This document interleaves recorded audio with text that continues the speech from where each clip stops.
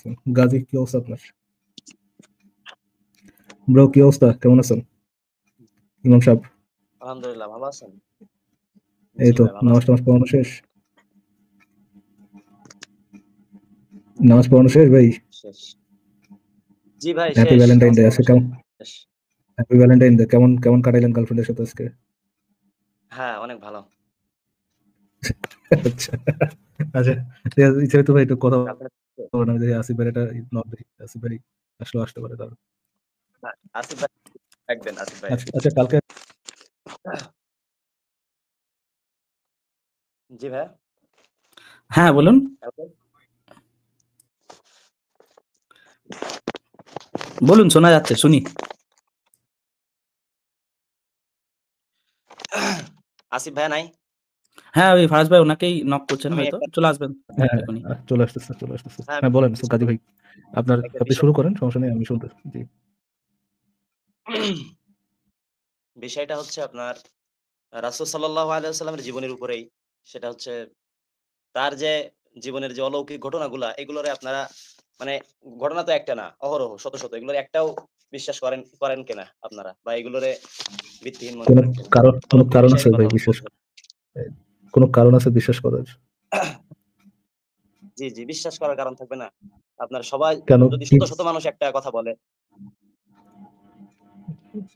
শত শত মানুষ কোন যদি একটা কথা সবাই মিলে বললে যদি সেটা একটা কি? কথা বলে, তো আচ্ছা সেটা বিশ্বাস আচ্ছা, না একটা করার কোনো সেকেন্ড, কারণ আসিফ আছে? ভাই, আপনি কি এটা চেঞ্জ চেঞ্জ করতেছেন? এখানে কোনো কাজ আছে আপনার নাকি ফরম্যাটের জন্য? ফরম্যাটটা এভাবে থাকলে ভালো হয়। আচ্ছা আচ্ছা, আমি চেঞ্জ করেছি, সমস্যা নেই। আসিফ ভাই, আপনি কথা বলেন, আমি ফরম্যাটটা চেঞ্জ করে দিচ্ছি। আচ্ছা, মানে মাহমুদ ভাই, আপনাকে আজকে আবারও স্বাগতম। আপনি কেমন আছেন আগে বলেন?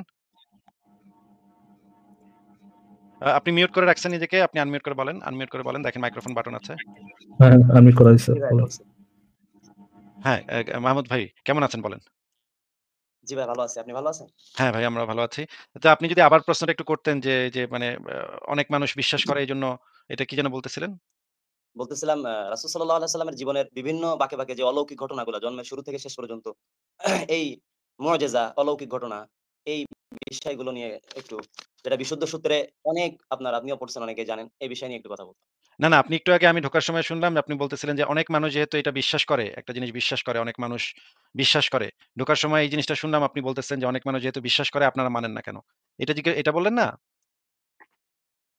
হ্যাঁ, হ্যাঁ, এরকমই বলছিলাম মেবি, হ্যাঁ। আচ্ছা, আচ্ছা। তাইলে মানে ইসলাম অনেক মানুষ বিশ্বাস করে, তাইলে যদি ইসলাম ধর্ম সত্য হয়, ইসলামের দাবিগুলা যদি সত্য হয়, তাহলে ভাই পৃথিবীতে মানুষের সংখ্যা কত ভাই? ৭০০ কোটি সাত নাকি? ৭০০ বা হ্যাঁ, ৮০০ কোটি এরকম হবে। মুসলমানের সংখ্যা কত ভাই? পৌনে ২০০ কোটি মেবি। আচ্ছা। ২৫০ কোটির ভিতরে আবার অনেকে আছে যারা হচ্ছে গিয়ে আহমদিয়া। তারা তো নবী মোহাম্মদের পরেও নবী আসছে এটা বিশ্বাস করে। তাই না? এগুলোর তো বাদ দিতে হবে। অনেকের আবার আছে ঈমান নাই। মানে মুসলমান নামে মুসলমান, কিন্তু ঈমান নাই আসলে। মম মা মা ধর্ম-টর্ম মানে না। ওগুলা তো বাদও দিতে আচ্ছা, হবে। আচ্ছা ঠিক আছে, তারপরে ধরে নিলাম ২৫০ কোটি হইতেছে মুসলমান। তাইলে ভাই বাদ বাকি কত থাকে? অমুসলিম, পৃথিবীতে অমুসলিমের সংখ্যা? জি ভাই, বলেন আপনি। তাইলে তো মোটামুটি মনে করেন ধরে নিলাম যে ৫০০ কোটি হচ্ছে অমুসলিম। হ্যাঁ? ২০০ কোটি জি। হইতেছে মুসলিম ধরে নিলাম, আর ৫০০ কোটি হইতেছে অমুসলিম। তাইলে আপনাকে আমার প্রশ্ন, যে নবী মোহাম্মদকে নবী হিসেবে স্বীকৃতি দেয় পৃথিবীর কতজন মানুষ? আর নবী হিসেবে স্বীকৃতি দেয় না কতজন মানুষ?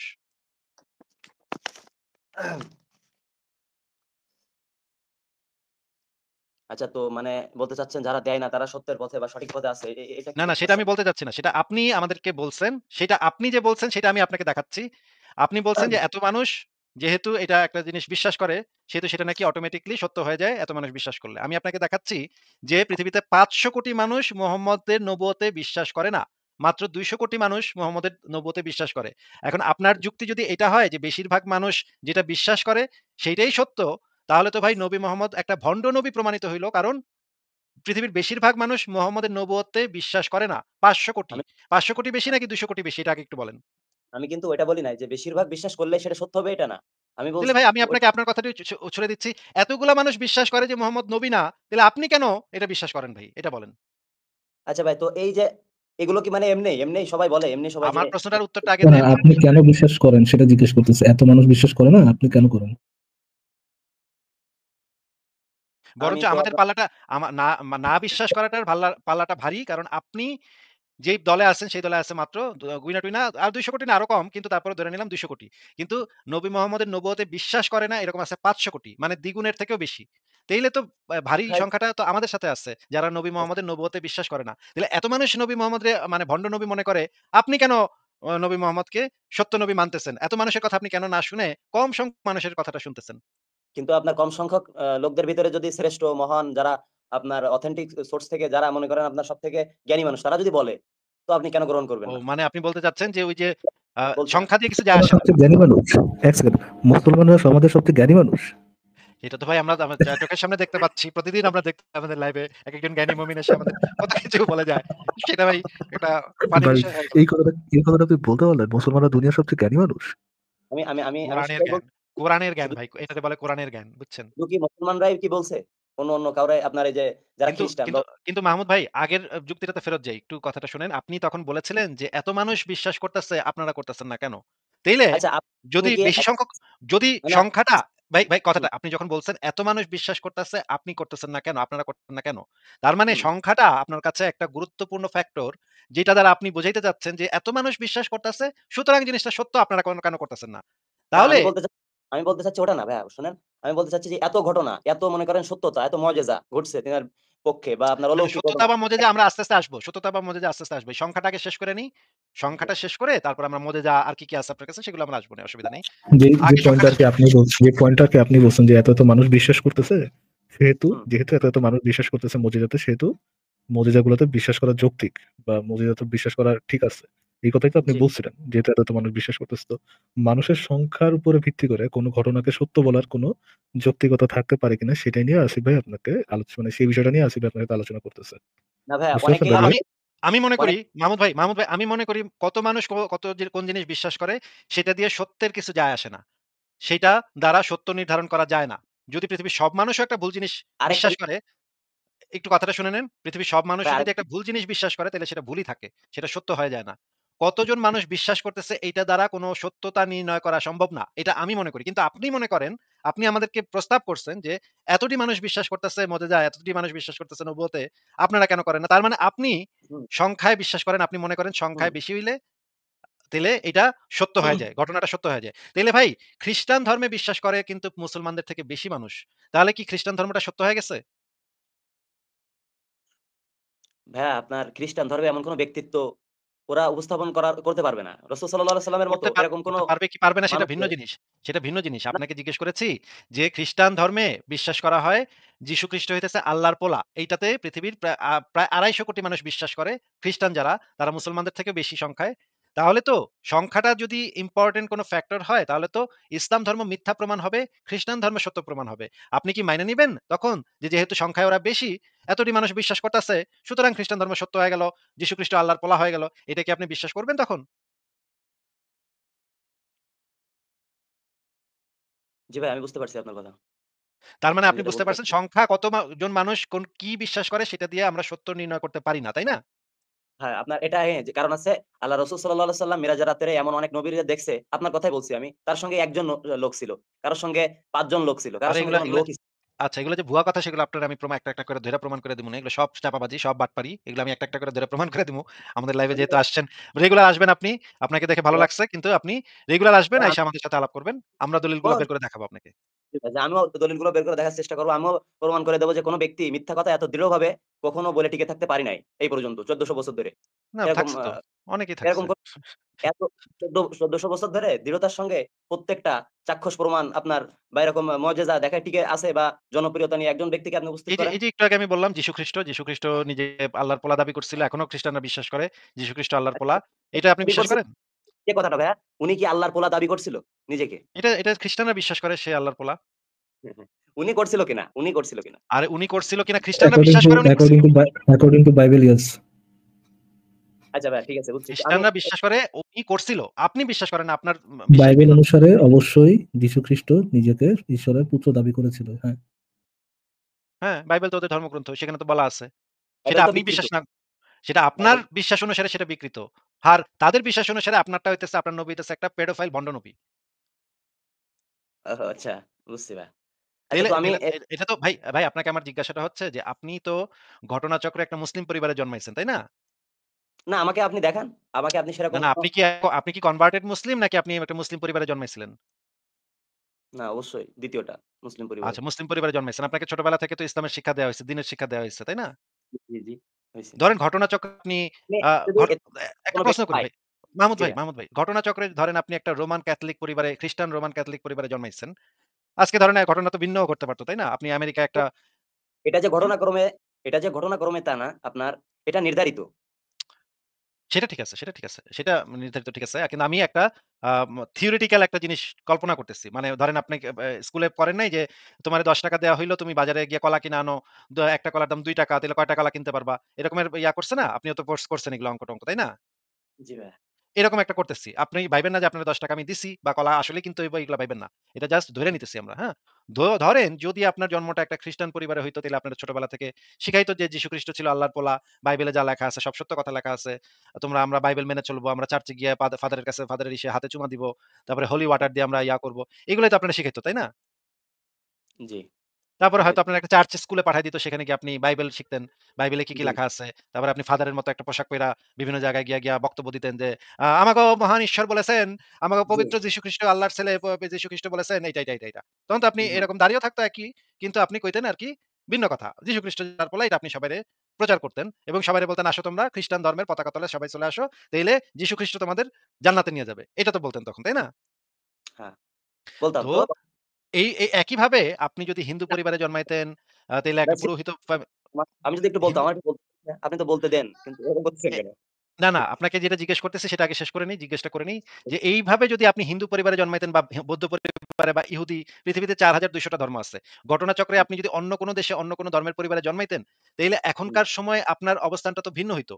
আপনি কি কখনো হুম, অন্য আপনি কিভাবে বুঝতে পারছেন যে আপনি ঘটনাচক্রে যেই পরিবারে জন্মেছেন সেই ধর্মটাই যে একমাত্র সত্য ধর্ম বাদবাকিগুলা যে মিথ্যা, এটা কি আপনি শুধুমাত্র আপনার ধর্ম থেকেই ধর্মগ্রন্থ পড়েই জানতে পারছেন নাকি আপনি নিরপেক্ষ হয়ে যাচাই করে জানতে পারছেন? এটা হচ্ছে আমার প্রশ্ন। বলেন। আচ্ছা বুঝতে পারছি ভাইয়া। আমি যেটা সেটা হলো আল্লাহ রাসূল সাল্লাল্লাহু আলাইহি ওয়াসাল্লামের জীবনী, তার সিরাত এবং আপনার তার চরিত্র ১ম কথা। আর তার যে আপনার ঘটনাগুলা, তার জীবনের যে আপনার বাঁকে, বাঁকে যে ঘটনাগুলা, এটা আমি অন্য কোনো ব্যক্তির পক্ষে আমি পাই নাই। আচ্ছা, আচ্ছা আর ঠিক আছে। কোরআন তাইলে আমি আপনাকে এখন ২য় প্রশ্ন হচ্ছে আপনি কি গৌতম বুদ্ধের জীবনী পড়ছেন? পড়ছিলাম অনেক আগে ওই যে আপনার বলেন তো ১০০ গৌতম আমি নিশ্চিত আপনি গৌতম বুদ্ধের জীবনী কিছুই পড়েন নাই। আমি একদম গ্যারান্টি দিয়ে বলতে পারি। আমি আপনাকে ৩ টা প্রশ্ন করি, একটার উত্তর আপনি দিতে পারবেন না। রেফারেন্স দিচ্ছি আমি আপনারে ওই যে অ্যা দ্যা মাইকেল এইচ হার্ট উনি ওইখানে যে সংক্ষিপ্ত আকারে মাইকেল এইচ হার্টের ওই যে অন্য সামান্য কিছু কথা বলা আছে। ওখানে কোন জীবনী নাই ভাই। ওখানে সামান্য কয়েকটা কথা বলা আছে। কোন জীবনী নাই ভাই। আপনি মুহাম্মদের জীবনী যেইভাবে পড়ছেন সেইভাবে কি তার কাছাকাছিও কি ভাই, অন্য কারো আপনি কি জীবনী পড়ছেন? মাইকেল এইচআর এর বইটা পড়েছেন গাজী ভাইয়া? মাইকেল জি, এইচআর এর বইটা পড়েছেন? পড়ছি ভাইয়া অনেক আগে পড়ছি। একবার শেষ পড়েছেন? করছি। আচ্ছা। হুম। মাইকেল এইচ মোহাম্মদ কি সেকুলার লোক ছিল? এই প্রশ্নটা ভাই আমি তো বুঝলাম না। মানে এই প্রশ্নটা হঠাৎ করে আসতেছে। প্রশ্নটা বুঝেন আপনারা না এইজন্যই কথা প্রশ্নটা কারণ বুঝেন না কারণ আপনি বইটা পড়েন প্রশ্নটা নাই। বুঝেন না এইজন্য প্রশ্নটা বুঝেন না এইজন্য কারণ আপনি বইটা ইংরেজিতে পড়েননি। যদি পড়তেন তাহলে বুঝতেন যে কেন আমি মোহাম্মদ সেকুলার লোক ছিল কিনা জিজ্ঞেস করেছি। বিকজ আমি একটু শেষ করি বুঝতে পারবেন। ধরা দিচ্ছি হুম, আপনাকে। মাইকেল এইচআর তার বইতে মাইকেল এইচআর এই লেভেলের লেখক ছিলেন, এই লেভেলের বলদ লেখক ছিলেন। যিনি তার হুম। বইতে মোহাম্মদকে সেকুলার লোক বলে সম্বোধন করে গেছেন। যিনি আচ্ছা। যিনি ওখানে চালু করেছেন ইসলামিক শরীয়ত। ইসলামিক শরীয়তে তো ভাই সেকুলারিজম নাই। যেই লোক হুম, মনে করে মোহাম্মদ একটা সেকুলার লোক ছিল এবং এইটা মনে করে মোহাম্মদকে মানে ১ নাম্বার দেওয়ার রিজন হিসেবে সেকুলারিজম দেখায়, হুম। সেই লোকের মতো একটা বলদের বই মানে কোন অর্থ বহন করে না। আপনাদের মতো মুমিনদের ছাড়া মানে বাকি বিশ্বে এর মতো বলদের বইয়ের কোন অর্থ বহন করে না। এজন্যই আপনাকে জিজ্ঞেস করেছিলাম যে আপনি বইটা পড়েছেন ভাই কিনা? আপনি কোন বইটা আপনি যদি লিখছেন বইটা ভাই আপনি? এবং মাইকেল এইচ হার্টের যে 'হান্ড্রেডস' বইটা সে গাজী ভাই ১ সেকেন্ড একটু কথাটা শোনেন। 'হান্ড্রেডস' বইটার আপনি ভেতরে যে এটা জিনিসটা বলা পার্সোনালি আছে নিয়েন না গাজী ভাই। আমি আপনাকে পার্সোনালি খোঁচা দেওয়ার জন্য বলতেছি না। এটা ফ্যাক্ট। মাইকেল না ভাই এইচহার্টের বই জি ভাই। ১০০ মনীষীর বই মা হুম, এই আপনাদের মুসলিমদের মতো না অর্ধশিক্ষিত মুসলিম যে দেশগুলো আছে, সেই দেশগুলোতেই চলে এবং সেই দেশগুলোর এটা একটা লোকজন এটা ফাউল খায়। এছাড়া এ নেই। একটু এটা শেষ একটা করে নিই, একটু শেষ করে নিই। আপনি বিষয়টা নিয়ে জানেন না দেখেই বলতেছি আমি। জি এছাড়া ভাই। এইসব আ আধভাঙ্গা বইয়ের দাম মানে বা বাকি পৃথিবীতে কোন জায়গায় এই বইয়ের তেমন কোন দাম নেই। হুম। বুঝতে পেরেছেন? কিন্তু আপনি মাইকেল কিন্তু এইচহার্টের ফারাজ ভাই গবেষণা করে তারপর কথা বলেন। আচ্ছা, এখানে আচ্ছা আরেকটা ইম্পোর্টেন্ট বিষয় আছে। মাইকেল এইচ হার্টের বইতে কিন্তু যিশুকে প্রফেট হিসেবে সম্বোধন করা হইছে। আর মুহাম্মদকে সম্বোধন করা হইছে একজন পলিটিশিয়ান হিসেবে। ঠিক আছে? আপনি যদি আমার কাছে 100 বইটা এই মুহূর্তে খোলা আছে। আপনি চাইলে আপনাকে আমি বের করে দেখাতে পারি গাজী ভাই। যে 100 বইটাতে মুহাম্মদকে সেকুলার একজন পলিটিশিয়ান হিসেবে সম্বোধন করা হয়েছে যেখানে যীশু খ্রিস্টকে প্রফেট হিসেবে সম্বোধন করা হয়েছে। তার মানে মাইকেল এইচ হার্ট নিজেও একটা বিরাট গ্যাঞ্জাম করে রেখে গেছে। ওইটা ঠিক আছে, সেটা বাদ দিলাম। আপনাকে যে মূল প্রশ্নে ফেরত আসি। আপনি তো গৌতম বুদ্ধের জীবনী পড়েনই নাই। তাইলে আপনি অন্য ধর্মের যে ধর্মগুরু তাদের জীবনী যদি আপনি নাই পড়ে থাকেন, আপনি কিভাবে বুঝলেন যে শুধুমাত্র আমি গ্যারান্টি দিতে পারি আপনি জীবনে হয়তো ৩-৪ জনের জীবনী পড়ছেন, তাদের ভিতরে সবচাইতে বেশি পড়ছেন মুহাম্মদের জীবনী। এছাড়া আপনি আর কারো জীবনী খুব ভালোভাবে পড়েনও নাই। তাইলে আপনি কিভাবে বুঝলেন যে যে একটা বই পড়ছে সে কিভাবে এই বিষয়ে সিওর হবে যে ওই একটা বই সবচেয়ে সেরা বই? এইটা কিভাবে বোঝা সম্ভব? এটা আগে একটু বোঝান। ভাই আপনি মিউট করে কথা বলছেন। আপনার কথা শোনা যাচ্ছে না। আনমিউট করে বলতে হবে। আবার করেন, আবার করেন। ওইটা এই তো হয়ে হ্যাঁ, যাচ্ছে তো? হয়েছে। হ্যাঁ, হ্যাঁ। বলেন এবার। যদি আপনি কয়েকজন মানুষের আল্লাহ রাসূল সাল্লাল্লাহু আলাইহি ওয়াসাল্লামের থেকেও আরো সব দিক থেকে উন্নত চরিত্রের এরকম যদি কারো নাম আপনি জেনে থাকেন আমারে বলবেন, আমি পড়বো অবশ্যই। হ্যাঁ, আমি তো সব জানি। আমি অলরেডি বলে দিছি ভাই একজনের কথা যার নাম হচ্ছে গৌতম বুদ্ধ। যে হ্যাঁ, আর যার একটা বিখ্যাত কথা আছে যে জগতের সকল প্রাণী সুখী হোক। সে জগতের সকল প্রাণীর সুখ কামনা করছে। সেখানে মুহাম্মদ যে কথাগুলা বলছে এবং জি, গতদিন আপনাকে আমি দেখাইছি সেটা মুহাম্মদ বলছে যে কেউ হুম, যদি লা ইলাহা ইল্লাল্লাহ বলতে অস্বীকার করে তাহলে তাদের বিরুদ্ধে কিতাল করতে আমি আদিষ্ট হয়েছি। কেউ হুম, যদি লা ইলাহা ইল্লাল্লাহ না বলে আমি আপনাকে হুম, সেই হাদিসটা আবারও বের করে দেখাচ্ছি। একটু আপনি আমাদেরকে পড়ে শোনান। এই হাদিসের হুম। ভিতরে কি লেখা আছে ভাই বলেন তো? শোনাবো। তার আগে আপনি উনার একটা মনে করেন পছন্দ হয় আপনার পছন্দ মতো কোন হাদিস আছে? আল্লাহ রাসূলের না জীবনী এইটা পড়তে আগে পড়বেন তারপর ওইটা নিয়ে পরে আমরা কথা বলব। আগে যেহেতু এটা বের করে ফেলছি এটা আগে শেষ করেন। একবার কি আপনি ওই পরে ওইটা আমাকে বের করবেন? আল্লাহ রাসূলের আপনার পছন্দ হয় এরকম কোন হাদিস আপনি আছে আগে কিনা? এটা শেষ করেন। আপনি আমাদের সাথে আলোচনা শেষ করেন। তারপর আপনাকে আমি সময় দিব। তখন আপনি আমাকে বইলেন তখন আমি অবশ্যই উত্তর দিব। এটা শেষ করেন। আমি লোকদের বিরুদ্ধে যুদ্ধ করতে আদিষ্ট হয়েছি যতক্ষণ পর্যন্ত না তারা লা ইলাহা ইল্লাল্লাহ বলবে এবং নামাজ আদায় করবে। জি। হ্যাঁ, পুরাটা পড়েন। এখানে কি লেখা পুরাটা পড়েন। মালিক রাদিয়াল্লাহু তাআলা আনহু হতে বর্ণিত তিনি বলেন রাসূল সাল্লাল্লাহু আলাইহি ওয়াসাল্লাম বলেছেন, "আমি লোকদের বিরুদ্ধে যুদ্ধ করার জন্য আদিষ্ট হয়েছি যতক্ষণ পর্যন্ত না তারা সাক্ষ্য দিবে যে আল্লাহ তাআলা ব্যতীত আর কোন মাবুদ নেই এবং মুহাম্মদ সাল্লাল্লাহু আলাইহি ওয়াসাল্লাম আল্লাহ তাআলার বান্দা ও তার রাসূল। আমাদের কিবলামুখী হয়ে নামাজ আদায় করবে, আমাদের জবাইকৃত পশুর গোশত খাবে এবং আমাদের মতো নামাজ আদায় করবে। তারা এগুলো করলে তাদের জান ও মালে হস্তক্ষেপ করা আমাদের জন্য হারাম হয়ে যাবে। কিন্তু ইসলামের অধিকারের বিষয়টি ভিন্ন।" আচ্ছা, এবার হাদিসটা একটু আমাদেরকে বুঝায় দেন ভাই। কি বলা আছে? জি, এখানে বলা হয়েছে আমি লোকদের বিরুদ্ধে যুদ্ধ করতে আদিষ্ট হয়েছি যতক্ষণ পর্যন্ত না তারা লা ইলাহা ইল্লাল্লাহ বলে। কেননা লা ইলাহা ইল্লাল্লাহ এটা হলো পৃথিবীর শ্রেষ্ঠ বাক্য। এটা যদি কেউ বলে আপনার তাহলেই সে একত্ববাদ এবং সে আপনার বেঁচে থাকতে পারবে নাকি? নাইলে মাইরা ফেলবেন। এখন আপনার যুদ্ধ করতে বলা হইছে। এখানে কোন যুদ্ধ? কিভাবে যুদ্ধ করতে বলা হইছে? এখানে তো একটা লাইনে বলা আছে তারা এগুলো করলে তাদের জান ও মালে হস্তক্ষেপ করা আমাদের জন্য হারাম হয়ে যাবে। তার মানে যদি তারা হুম, লা ইলাহা বলে তাইলে তাদের জান এবং মাল নিরাপদ। আর যদি এটা তারা হুম, না বলে আচ্ছা এই হুম, এই প্রসঙ্গে আরো একটা হাদিস বের করি। এই যে এটা সাথেরই হাদিস। এখানে আরো অবশ্যই। পরিষ্কারভাবে বলা আছে, হুম, যতক্ষণ পর্যন্ত মানুষ লা ইলাহা ইল্লাল্লাহ না বলবে ততক্ষণ পর্যন্ত তাদের বিরুদ্ধে কিতাল করতে আমি আদেশপ্রাপ্ত হয়েছি। এখানে বলা আছে, যে হুম, ব্যক্তি বলল আল্লাহ ব্যতীত আর কোন প্রভু নেই সে আমার থেকে তার মাল ও রক্ত মানে জীবন নিরাপদ করে নিল। মানে হুম। কেউ যদি এটা বলে তাইলে সে বাইচা থাকতে পারবে। আর যদি কেউ এটা না বলে তাইলে তার মাল এবং রক্ত মানে জীবন আর নিরাপদ থাকবে না। তাই না? আচ্ছা ঠিক আছে। এটা তাই না। কারণ আল্লাহ রাসূল যুদ্ধে যাওয়ার পরে শুনেন, আগে কিন্তু কি বলতো? তোমরা ১ম এ দাওয়াত দিত। ১ম এ একত্ববাদের দাওয়াত। যাইত পারা কিন্তু একেবারে ডাইরেক্ট ভাই কোপাতো না। সেগুলো আপনি ভাই যেগুলো আপনি আমি বলতেছেন সেগুলো আপনি দলিল বের করে আমাদেরকে দেখায়েন অসুবিধা নাই। আগে এই হাদিসটা আগে যেই হাদিসটা আমরা বাইর করছি, যেই হাদিসটা ওইটাই বের বলছি। করছি সেটার অর্থটা আমাদেরকে আগে বলেন। তারপরে আপনি যদি এডিশনাল কিছু রেফারেন্স দেখাইতে চান, তখন আপনি আমাদেরকে নাম্বার বইলেন আমরা সেই হাদিসও বের করব তখন দেখব আমরা। আগে এই হাদিসটা শেষ হোক ভাই। এইখানে কি বলা হয়েছে সেটা আগে শেষ করেন। জি, আমি তো করছি তো ভাইয়া। যে এখানে কি তার বলা? মানে বিষয়টা কি? যে কেউ যদি আমি যদি মনে করেন আমি একজন কাফের, আমি একজন ইসলাম বিশ্বাস করি না। এখন আপনাকে মোহাম্মদ কি নির্দেশ দিছে বলেন? ভাই এটার আপনার এই একটা হাদিস দিয়েই আপনি ই করে ফেলবেন। এটার পাশাপাশি হাদিস একটা লাগবে হাদিস না? দিয়ে তো আমি করব বলি নাই। এই হাদিসে কি লেখা আছে সেটা জিজ্ঞেস করতেছি। এই হাদিসে যে জিনিসটা লেখা আছে সেটা আপনি শুধুমাত্র বলেন আপাতত। এরপরে যদি আপনি যদি কোন হাদিস বের করে সেটা নিয়ে আলোচনা করতে চান আমরা অবশ্যই সেটা করব।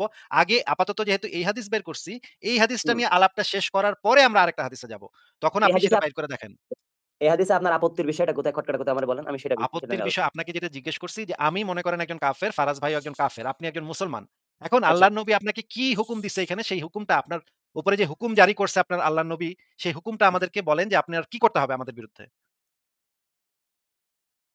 যদি লা ইলাহা ধরে ইল্লাল্লাহ নেন ধরেন আমরা কখনোই আপনার নবীর ধর্ম আমরা কখনোই গ্রহণ করব না, এটা আপনি জানেন। আমাদের হুম। বিষয়ে কি হুকুম করতে বলেছে আপনার নবী? যদি আপনারা মনে করেন যে বিরোধিতা না করেন বা কোন রকম না করেন, আপনারা আপনাদের মতো থাকেন সেটা ভিন্ন কথা। কিন্তু যদি আপনারা চান যেরকম কাফেররা চাইছিল, মুসলমানদেরকে নিশ্চিহ্ন করে দিতে চাইছিল। তারপরেই তারা যুদ্ধ বা ভাই, ভাই, কেতাল করছিল। ভাই, আপনাকে তো এগুলো জিজ্ঞেস করি নাই। এই হাদিসটা অনুসারে আমরা হচ্ছি হুম, কাফের। আমরা হচ্ছি নবী মোহাম্মদকে নবী মানি না। আমাদের সাথে হুম। আপনার নবী এই হাদিসটা এবং অনুসারে কি কখনো করতে মানবো বলেছে না। সেটা বলেন। মানবো না কোনদিন। হ্যাঁ? হুম, আমরা নবীর একটা লম্পট মনে করি। এখন আপনি বলেন আমাদের সাথে কি করতে হবে? আপনি লম্পট মনে করেন, যদি তারে আপনি গালি দেন, তাহলে যে বিধান সেটা তো ইসলামের যে বিধান আপনার, সেটা তো কার্যকর করতে হবে। যদি আপনি গালি দেন বা সেটা লম্পট কি মনে আচ্ছা, করেন বিধানটা কি? ধরেন গালি দিলাম না। গালি দেখুন, দিলে আমি কিছু করলাম না। আমি আপনার ধর্ম নিব না। ধরেন ফর এক্সাম্পল ধরেন যে আপনি থাকেন মক্কা মদিনায়, আমরা ধরেন আপনি থাকেন পাকিস্তানে, পাকিস্তানের আশেপাশে কোনো একটা দেশে হুম, আসিফ ভাই, আমি এবং আমাদের মতাদর্শের কিছু লোকজন থাকে, একটা ট্রাইবে হুম, থাকে, একটা অঞ্চলে থাকে, এবং এখানে জি, কেউ আপনার নবীকে সত্য নবী হিসেবে মনে করে না এবং জীবনে জি, কখনো করবেও না।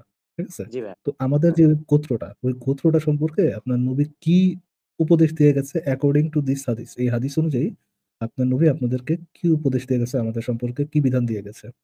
আচ্ছা ভাই, আমি এটাই বলছি ভাইয়া। আমি এটাই বলছি। যে যায়েক পারা যে আপনারে মনে করেন আপনারা বিশ্বাস করেন না, তাই যে আপনাদেরকে মেরে ফেলতে হবে, কেতাল করতে হবে আপনাদের সঙ্গে, এরকম না। যখন খাইবার যুদ্ধ কিন্তু ভাই এখানে তো এই কথাটাই বলা আছে যে যদি হুম, যতক্ষণ পর্যন্ত মানুষ লা হুম, ইলাহা ইল্লাল্লাহ না বলবে ততক্ষণ পর্যন্ত তাদের বিরুদ্ধে কিতাল। কতক্ষণ কিতাল ভাই? কতক্ষণ কিতাল করবেন আপনি? যতক্ষণ পর্যন্ত আপনার মানুষ এখানে মানুষ হ্যাঁ, মানে হ্যাঁ, কে? মানুষ মানে কি একজন মানুষ না ২ জন মানুষ কোন তো? হ্যাঁ, মানুষ মানে তো সমগ্র কথাই বলছি সমগ্র ভাই। মানুষ। ঠিক। কতক্ষণ কিতাল করবেন আপনি? কতক্ষণ? লা ইলাহা ইল্লাল্লাহ না বলবে। আচ্ছা তাইলে এইটার ভিতরে তো পৃথিবীর সমস্ত মানুষ পড়বে এবং ততক্ষণ পর্যন্ত এই বিধানটা প্রযোজ্য হবে যতক্ষণ না সে লা ইলাহা ইল্লাল্লাহ বলবে নাকি? তা আপনারা না বললে তো আপনারা যদি ভাই নাই বলেন, তাহলে তো আপনাদের কেতাল তো এটা তো ছোট, ছোট শাস্তি। এর থেকে তো আরো বড় শাস্তি আসতিছে সামনে ভাই। ও মানে আচ্ছা, আপনি একটা সেকেন্ড, একটু বুঝে নিই। মানে আপনি কি এরকমটা বলতে চাচ্ছেন যে আমাদেরকে কিতাল করে বা আমাদেরকে হত্যা করে পরকালে যে আমাদেরকে আরো বেশি পুরানো হবে, এই ওই পুরানোটাকে একটু কমানো, এরকম আচ্ছা, কিছু? আমি বুঝতে পারছি মানে আপনি আপনার কথা। মহৎ উদ্দেশ্যে আমাদেরকে কোপাবেন যেন আমাদের পরকালে যেন পোড়ানোটা কম হয়। দেখেন জাহান্নামে তো কোন পুরানো হয়?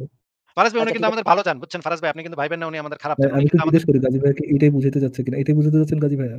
ভাই এবার আমি একটু বলি, আপনারা কিন্তু ২ জন আমাকে একটু কথা বলার সুযোগ দেন অল্প। বুঝছেন? তারপর হ্যাঁ, আপনারা বেশি আমি বলেন। এটাই জানতে চাচ্ছি ভাই, আপনাকে এটাই বুঝাতে চাচ্ছেন, আমি আপনাকে এই সহযোগিতা করতে চাচ্ছি। আপনি যে গাজী ভাই, জি আমি ভাইয়া। আপনাকে সহযোগিতা করার জন্য বলতেছি। আপনি আগে একটু আগেই বললেন যে দেখেন আপনারা কিতাল নিয়ে আম আ ইয়ে সমালোচনা করতেছেন, কিন্তু পরকালে তো আপনার জন্য আরো বড় শাস্তি আছে।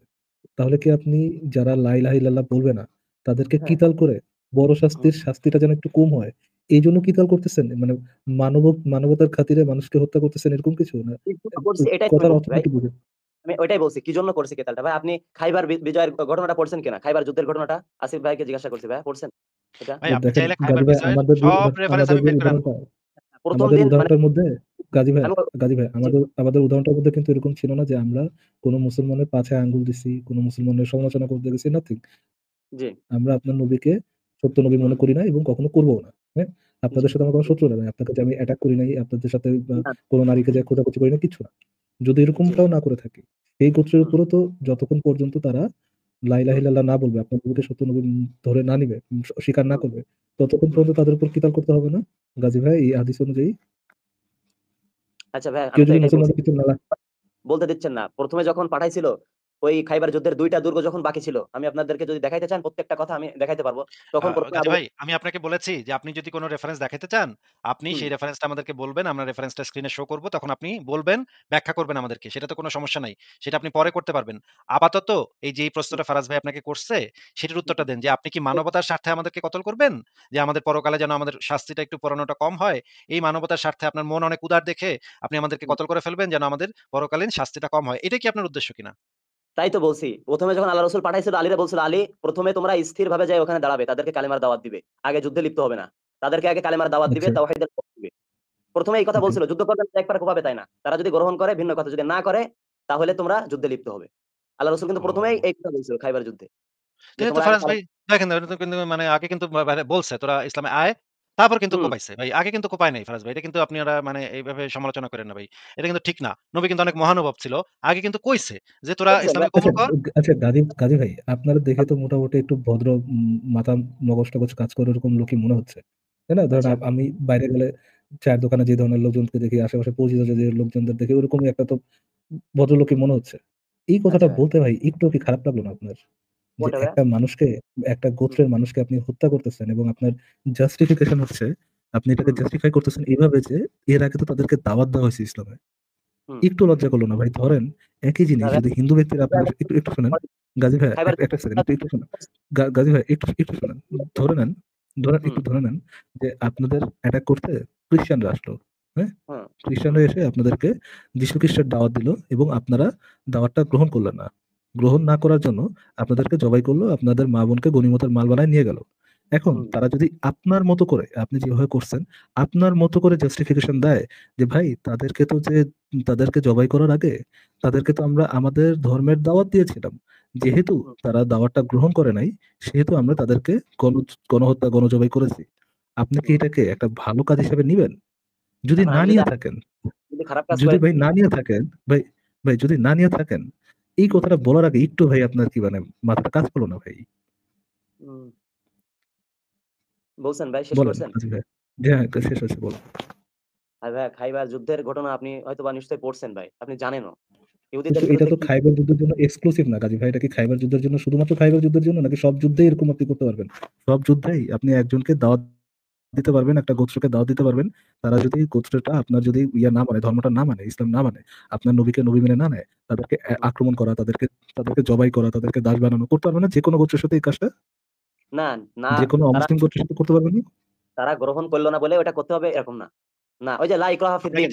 আপনাকে জিজ্ঞেস করেছে সেটা আপনি করতে পারবেন কিনা? লা ইকরাহা ফিদ্দিন এটা একটা মানসুক আয়াত যেটার রেফারেন্স যেটার তাফসীর ভাই আমি একটু পরে লাইক আপনাকে বলে রাফিউদ্দিন দেব। আপনি কিভাবে আনলেন? যেখানে আপনার হাদিসটা, আপনার কি মনে হয় আপনার মোহাম্মদ একেক সময় একেক কথা বলতো? একবার বলতেছে যে যে যে হচ্ছে লা ইলাহা ইল্লাল্লাহ পড়বে না তাকে জবাই করে ফেলবো। আবার একই সাথে বলতেছে লা ইকরাহা ফিদ্দিন। দ্বীনের ক্ষেত্রে কোনো জবরদস্তি নেই। আপনার নবী কি ভন্ড পাগল নাকি ভাই? একেকবার একেক কথা বলে? না ভাই, আচ্ছা, আপনার আচ্ছা আপনি একটু আগে বলছেন লা ইকরাহা ফিদ্দিন এই জিনিসটা আপনি একটু আগে বলছেন। আমরা একটু এটার রেফারেন্সটাও সাথে একটু দেখে নিতে হবে আচ্ছা ভাই, নাহলে করেন। না আমি হলে কি বলি শোনেন, না, আমি কি বলি একটু ভাই, একটু আমি এটার রেফারেন্সটা একটু দেখায় নিই। ইসলাম হুম, ধর্মে কোনো জোর জবরদস্তি আছে নাকি নাই সেই জিনিসটা আমরা একটু এই যে খুব সময় লাগবে না। এই জিনিসটা আমরা আহকামুল কোরআন বইটার নামটা তো আপনি শুনছেন নাকি ভাই? জি, জি। অনেক বিখ্যাত একটা বই, একটা তাফসীর গ্রন্থ। এটা লিখেছেন আ এটা লিখেছেন হচ্ছে গিয়ে আ এটা আকামুল কোরআন সম্ভবত জাসসাস কি যেন? জাসসাস এটা লিখেছেন হচ্ছে গিয়ে আমার এই মুহূর্তে মনে পড়তেছে না। এই আকামুল কোরআনের লেখকের নামটা আমি ভুলে গেছি। আমার সবসময় মনে হুম, থাকে কিন্তু আজকে মনে পড়তেছে না। কেন যেন মনে পড়তেছে না। তো এই বইটার ভিতরে যে জিনিসটা লেখা আছে আমি আপনাকে একটু পড়ে শোনাতে চাই যে সরাসরি বইটাতে আমি চলে গেছি। আ আ ইয়া ভাই আপনি কি আমাদেরকে একটু পড়ে শোনাবেন এখানে কি লেখা আছে? হ্যাঁ, লা ইকরাহা ফিদ্দিন ক্বাদ তাবায়্যানা রুশদু মিনাল গাই। আচ্ছা। দিন দিনে কোনো জোর দি প্রয়োগ নেই। হেদায়েত পথ গুমরাহি থেকে স্পষ্ট প্রতিভাত হয়ে উঠেছে। এখন হুম, এর পরের লাইনটা পড়েন তো কি লেখা?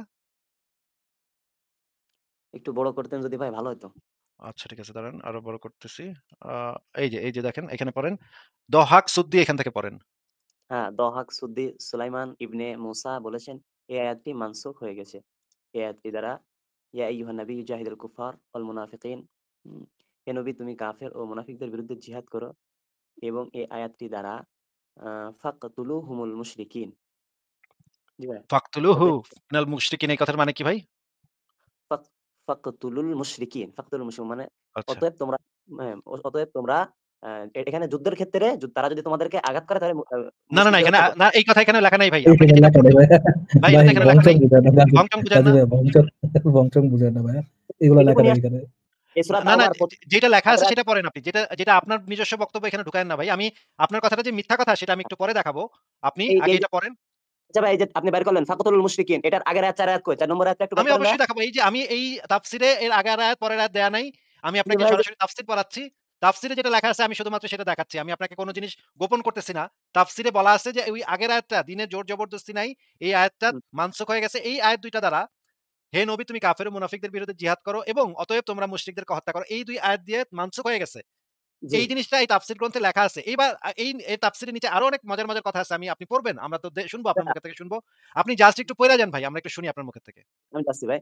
আপনি তো ভাই মানে এই আয়াতটা এজন্য বের করছেন যে এটা প্রমাণ করার জন্য এই আয়াতটা আমি মানসুখ হয়ে কোন গেছে। আমি কোন আয়াত বের করিনি। কোন স্পেসিফিক আয়াত বের করিনি। আমি এই আয়াতের তাফসীরটা বের করছি যেন তাফসীরের ভিতরে এই আয়াতের ব্যাখ্যাটা দেয়া থাকে। আমি কোন আচ্ছা, একটা আয়াত বের করি নাই। আমি তাফসীরটা বের করছি যেন এই আয়াতটা সম্পর্কে বিধান, ইসলামের বিধানটা ভালোভাবে বোঝা যায়। তাফসীর মানে হচ্ছে ব্যাখ্যা মানে বিশ্লেষণ মানে সম্প্রসারিত করা। আপনাকে আমি সম্প্রসারিত করে দিচ্ছি যেন আপনি ভালোভাবে আয়াতটা বুঝতে পারেন। এইজন্য ধন্যবাদ। আপনি একটু দয়া করে জি একটু ভাই। আমাদেরকে পড়ে শোনান এখানে কি লেখা আছে। ভাইয়া পড়ছি, বুঝতে পারছি। আপনাকে ধন্যবাদ। আপনি সহজ করে দেওয়ার জন্য। আপনি আরো ব্যাখ্যারে সহজ করে দিচ্ছেন। তো যাই হোক, আল হাসান ও কাতাদা বলেছেন, "দ্বীনে জোর প্রয়োগ নেই।" কথাটি বিশেষভাবে সেই আহলি কিতাব লোকদের বেলায় যারা জিজিয়া দিতে প্রস্তুত হবে। যারা জিজিয়া দিতে প্রস্তুত হবে। হ্যাঁ? তো আরবের সাধারণ মুশরিকদের বেলায় এ কথা নয়। সাধারণ মুশরিকদের বেলায় এই কথা নয়। কেননা তারা বশ্যতা স্বীকার করে জিজিয়া দিতে রাজি হয়নি। তারা রাজি হয়নি বশ্যতা স্বীকার করে। তাদের নিকট থেকে হয় ইসলাম কবুল নিতে হবে, না হয় তরবারির আঘাত তাদের উপর পড়বে। জি ভাই। আচ্ছা, তাইলে আরবের মুশরিকদের সম্পর্কে ইসলামের কি বিধান তাইলে? এখন এই একটা তাফসীর পড়ে ভাই এটা বুঝে ফেলবো? ভাই মানে এই একটা এক আয়াত পইড়াও কিছু বুঝবেন না, একটা তাফসীর পইড়াও কিছু বুঝবেন না। কিন্তু এখানে কি লেখা সেটা আমি জিজ্ঞেস করতেছি। হ্যাঁ, এখানে লেখা তো আমি কি আবার ১ম থেকে পড়বো নাকি আপনার মেইন কোন আমি আপনাকে জিজ্ঞেস করেছি আরবের মুশরিকদের বেলায় তো শুধুমাত্র ইসলাম নিতে হবে অথবা তরবারির আঘাত। তাই না? হুম, হুম। এটাই তো এখানে লেখা নাকি?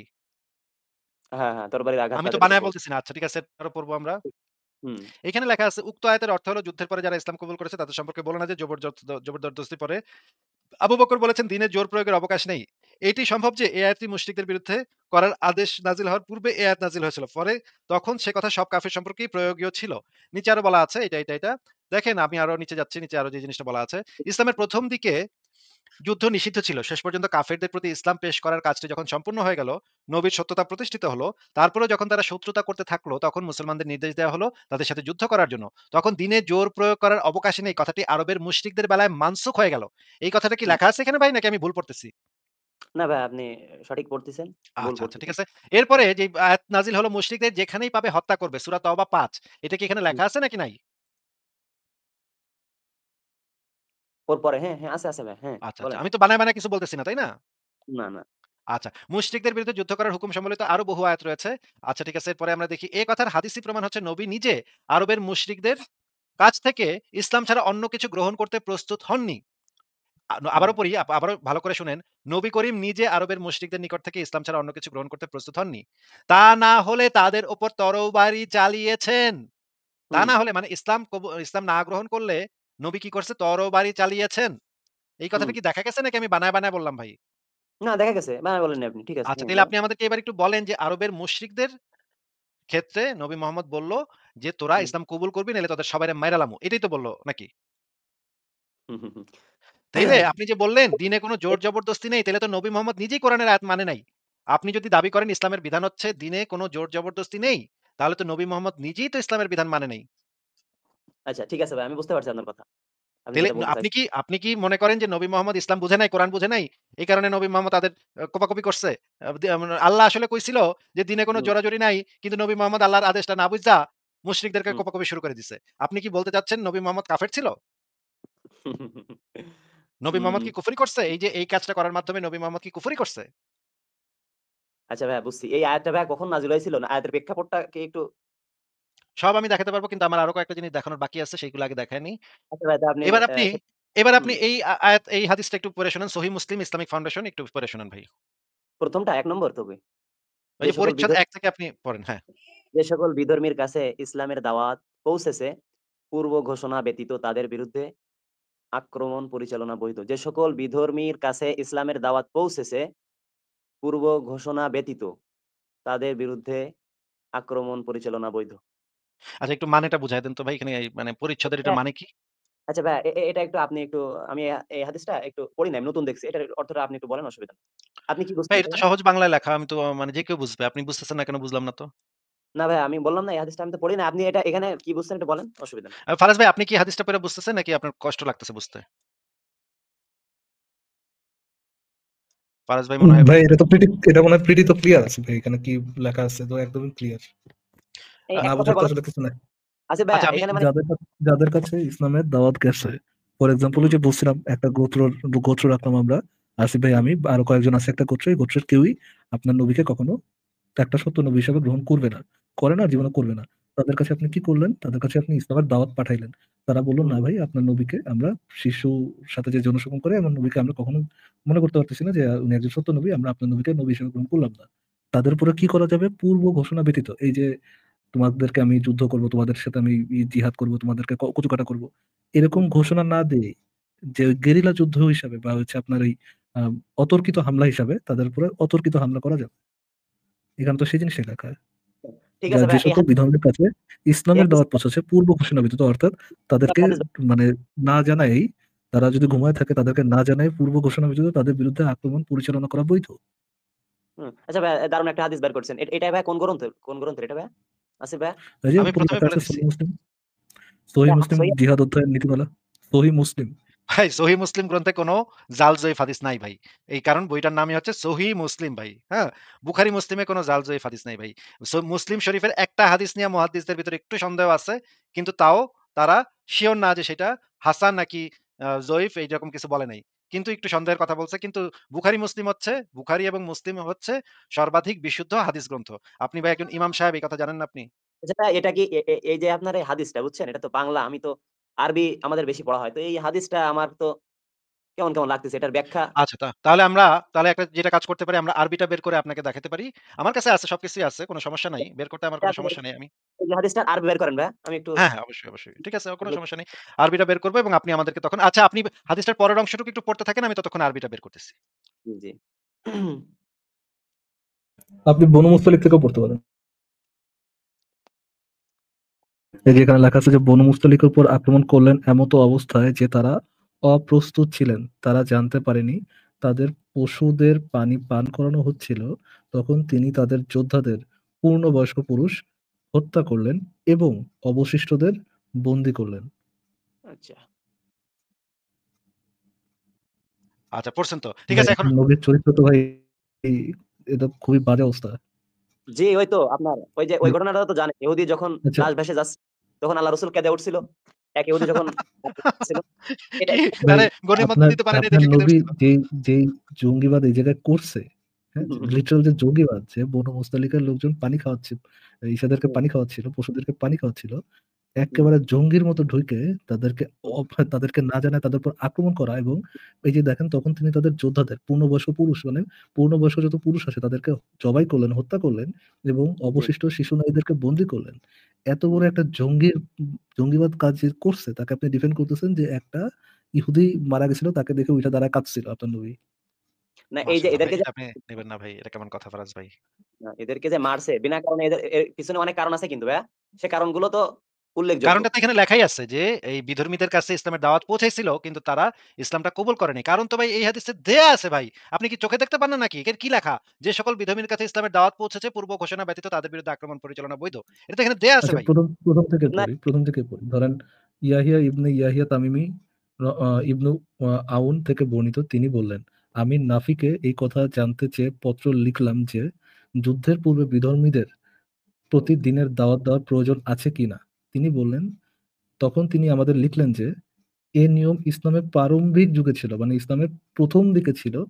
তারপরে নবী মোহাম্মদ বনু মুস্তলিকের উপরে আক্রমণ করলেন বা এই তাদের যোদ্ধাদেরকে পূর্ণবয়স্ক পুরুষদেরকে হত্যা করলেন এবং নারী শিশুদেরকে বন্দী করলেন।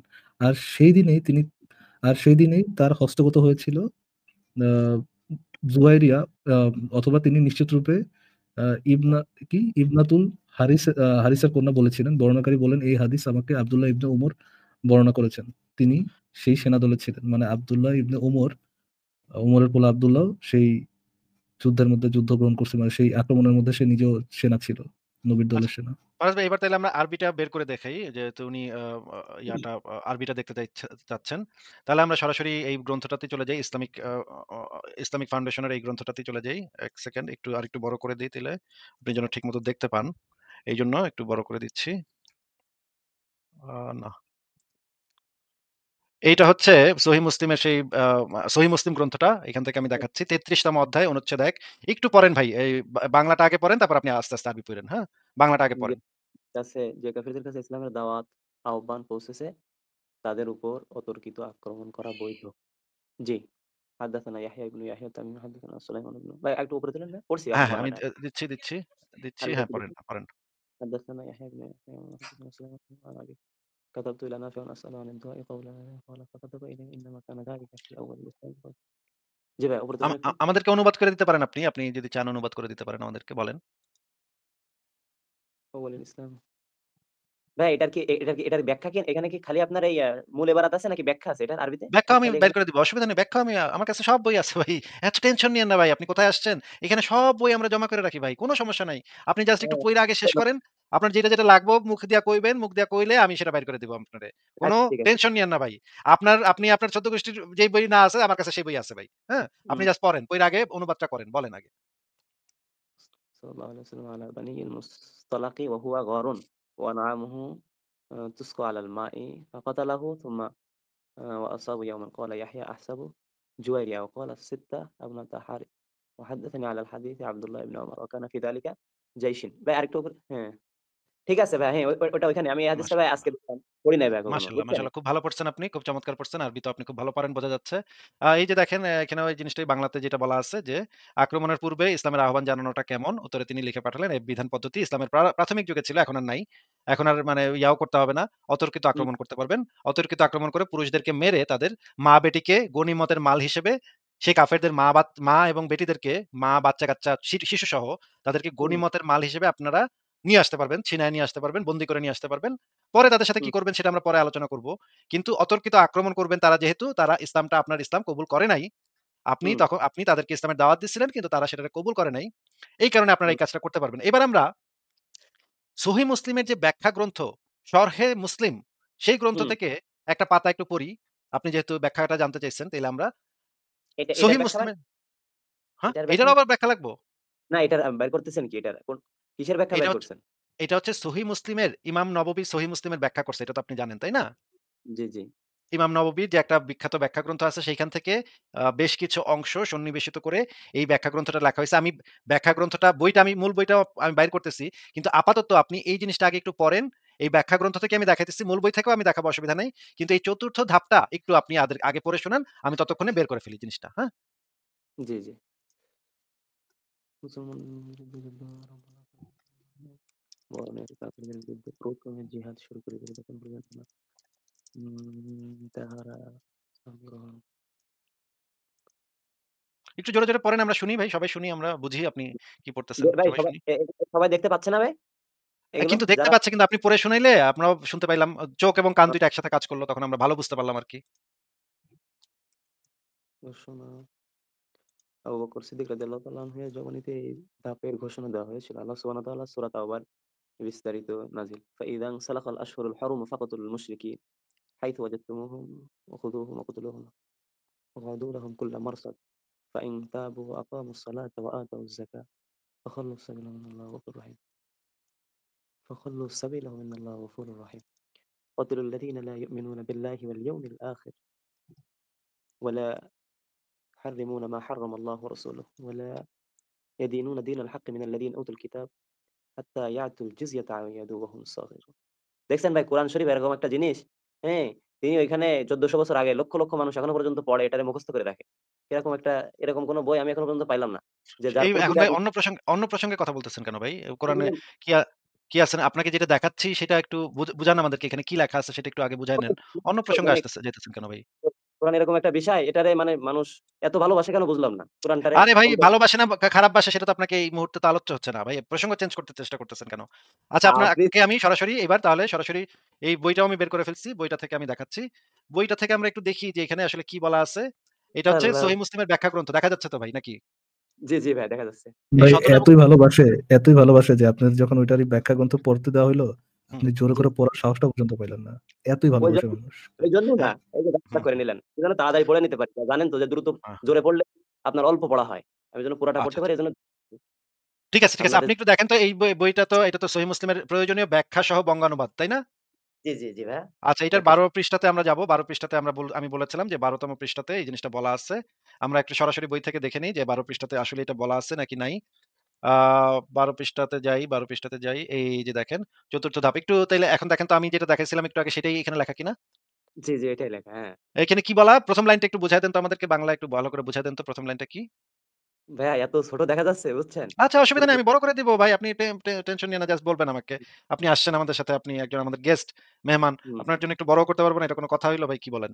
ভাই একটু আচ্ছা পড়েন দেখ তাইলে। আমি বড় করে দিছি।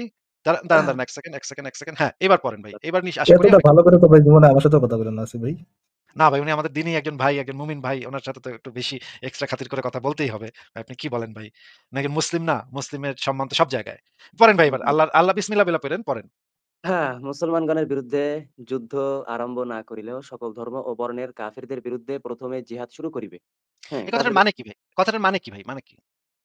হ্যাঁ, মুসলমানদের বিরুদ্ধে যুদ্ধ আরম্ভ না করিলেও মুসলমানদের বিরুদ্ধে যুদ্ধ আরম্ভ না করিলেও মানে মুসলমানদের বিরুদ্ধে যদি যুদ্ধ না করো তো সকল ধর্ম ও বর্ণের কাফিরদের বিরুদ্ধে কাফির তার মানে তারা আল্লাহরে মানে না। হ্যাঁ, আল্লাহ যে তাদেরকেই বানাইছে এক ফোঁটা নাপাক পানি দিয়ে। না, হ্যাঁ, মুসলমান ছাড়া অন্যান্য যারা বিধর্মী আছে তাদের বিরুদ্ধে, হ্যাঁ, তাদের বিরুদ্ধে কি হ্যাঁ, করতে হবে? প্রথমে তাদের বিরুদ্ধে প্রথমে জিহাদ শুরু করিবে। জিহাদ করবে। মানে মানে এখানে যেটা বলা হচ্ছে যে, তারা যদি আক্রমণ করতে নাও আসে, মানে তারা যদি শুরুতে আক্রমণ নাও করে, তারা যদি শুরুতে যুদ্ধ নাও করে, মুসলমানরা আগ বাড়াইয়া তাদের উপরে ১ম এই এটাই জিহাদ শুরু করবে। এই আবার একটু কথাটা লেখা এটা আছে কিনা বলেন? এখানে মানে আমি যতটুকু পড়লাম এর ভিতরে এই কথা লেখা আছে। আমি তো বুঝতেছি এইটাই লেখা আছে। এখানে লেখা আছে হুম, মুসলমানগণের বিরুদ্ধে যুদ্ধ আরম্ভ না করিলেও সকল হুম। ধর্ম ও বর্ণের কাফিরদের বিরুদ্ধে ১ম এই জিহাদ শুরু করিবে। মানে মুসলমানরা ওরা আক্রমণ করতেছে কিনা সেটার জন্য বইসা থাকবে না। আগেই হুম। ওদের উপরে আক্রমণ করে ফেলাবে। ওরাও যদি আচ্ছা, আক্রমণ নাও করে হ্যাঁ, ওরা যদি কিছু নাও করে, হুম। মুসলমানরা আগ বাড়ায় গিয়ে তাদের আক্রমণ করবে। এইটা এখানে আচ্ছা ভাই, বলা আছে। এই যে কথাটা এটা তো ব্যাখ্যা, তাই না ভাইয়া? নাকি? এটা আপনাকে যে হাদিসটা দেখাইছি সেই হাদিসের ব্যাখ্যা গ্রন্থে এই জিনিসটা আচ্ছা, বলা আছে। এই ব্যাখ্যা গ্রন্থ লিখছে কে? উনি তো মনে করেন ধারণা করছে। উনি তো মনে করেন ঢিলা একটু আগে আপনাকে আমি মানে প্রচ্ছদ তাইলে ভাই দেখাইছি। আপনি ব্যাখ্যা গ্রন্থ চাইলেন কেন? ভাই না, আপনি না নিজে ব্যাখ্যা গ্রন্থ চাইলেন। ওমা এখন আপনি ভাই না চাইলেন একটু আগে? না, আমি ওমা! চাইছি কিন্তু সবার এটা কি ব্যাখ্যা আমি গুলো বের অন্য এটা করছি? কি আপনার আপনার দিলের সাথে যায় না এইজন্য আর কি আপনার সমস্যা হচ্ছে নাকি, এরকম জিনিসটা বুঝলাম না। না আশ্চর্য দিলের আচানক কথা ভাই। আচানক কথা একটু আগে আপনি বের করতে বললেন ব্যাখ্যা। আমি না বাইর আমি করলাম ভাই ব্যাখ্যা আচ্ছা, এখন আবার কইতেছেন এটা ব্যাখ্যা বাইর করছেন কেন? ধরেন এটা যে ইমামই লিখছে বা যিনি লিখছেন, আপনার কি মনে হুম, হয় তিনি আপনার থেকে ইসলাম কম জানেন? গাজী ভাইয়া। এটা না হলেও তিনি যে আপনি তো এই সত্য হাদিস লিখেছেন সত্যের উপরে আপনি তো এই এটারও হাদিস আপনি তো এই হাদিস লিখছেন, তো আপনি তো এই হাদিস শুনছেনই আজকে। আপনি কিভাবে জাজ করতেছেন যে ইনি ভুল লিখছেন, ব্যাখ্যাটা ভুল লিখছেন, এটা আপনি কিভাবে জাজ করতেছেন? আপনি তো আজ প্রথমবার এই হাদিসটা শুনলেন, তাই না? হ্যাঁ, মানে তাহলে হাদিসটা আপনি জীবনে ১ম বার শুনছেন, আর আপনি বুইঝা ফেলাইলেন সাথে যে এই হাদিসের এই ব্যাখ্যাটা ভুল ব্যাখ্যা। যেই হাদিসটা জিন্দেগিতে ১ম আপনি শুনলেন, সেই হাদিসের ব্যাখ্যাটা ব্যাখ্যা বিষয়ে আপনি পণ্ডিত, যে আপনি বুইঝা ফেলাইছেন হাদিসের ব্যাখ্যাটা ভুল লিখছে। কিন্তু আচ্ছা, হাদিসটাই আপনি জীবনে ১ম শুনছেন ইভেন ভাই। আসিফ ভাই, অদ্ভুত। সবচেয়ে মজার বিষয় হচ্ছে উনি যখন ব্যাখ্যা পড়ছেন সেখানে উনি হুম। ভুল পান নাই।